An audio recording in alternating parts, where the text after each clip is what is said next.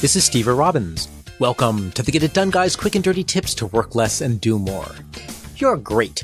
And if you're listening to this podcast, you care about getting better. And an essential part of getting better is understanding where you have opportunities for improvement. But when well-meaning, helpful people point out our mistakes, that is, our opportunities for improvement, we just might fly into a mindless rage. We just might do unspeakable things to any stuffed animals in range. There's got to be a way to accept feedback from others and still have Fluffy Wuffy survive the experience. Outdraw the people around you. Everyone knows that if you can draw your lightsaber first, you can neatly slice right through your opponent's clothing, leaving them suddenly naked so they run off and hide behind the nearest large object. Star Wars wanted a G rating, so they glossed over this point. But at long last, the truth can come out. After all, how do you think the Jedi were able to subdue enemies without actually engaging in violence? You can do the same thing with your awesome verbal lightsaber by opening yourself up for improvement before it comes to you by surprise. Look at the people around you. Really, look at them.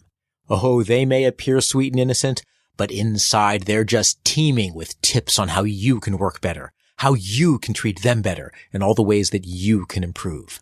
But if you ask for their opinion first, then you're the one in the position of power, even if their feedback isn't exactly what you want to hear. When you initiate the feedback discussion, it puts you in a good headspace to receive the advice. You know it's coming. You asked for it. It'll be easier to take once it gets to you. And if you want to know how to ask for feedback, just listen to my past episode by going to getitdoneguy.com/askforfeedback. But say you don't ask for the feedback, and Kel from the desk down the hall is rounding your cubicle, just frothing at the lips with useful feedback that you're about to hear, whether you want to or not. How do you prepare to hear the unexpected? You go to the balcony. At the Harvard Program on Negotiation, they say to keep your feelings in check. How? Well, when the feels are starting to rise up, notice. Is your fist clenching itself? That's a sign. Do you find yourself casually strolling to the fireplace, picking up the poker and gripping it just a little bit too tightly as you rearrange the deadly flaming logs beneath the chimney? That's another sign. At that moment, imagine yourself floating up to a balcony, watching Kel give you feedback. If you take yourself out of the direct situation by going to the balcony, you can look at the situation objectively. Your emotion can be one of interest and curiosity, calm interest and calm curiosity. Calmer, put down the poker. Yes. Like that. Now you can take the feedback at face value and decide if your critic's feedback is worthwhile. Just listen to the words and understand that you can let them affect you only if you want them to. Then thank Kel, and if you're feeling advanced, you can even feel genuinely grateful. Remind yourself that this could be information that will help you get better, however difficult it may be to hear. And be compassionate with yourself as well. Your gut may freak out at Kel's helpful hints, but in this case, you need to stay calm and not do anything that will make the situation worse. Don't get defensive. Bad reactions to criticism can hurt a relationship, so be careful not to make the conversation into a confrontation. Getting defensive can do just that. Instead, thank them. Take notes. Show that you value their feedback even if you disagree. Your natural instinct might be to lash out and defend yourself, or to make up excuses, or even to blame other people. None of us do that. So don't do it. If you want a great example of how we use blame to make ourselves feel better, but not to accomplish anything, check out the video. It's not me. Check out the video at getitdoneguy.com/blame video.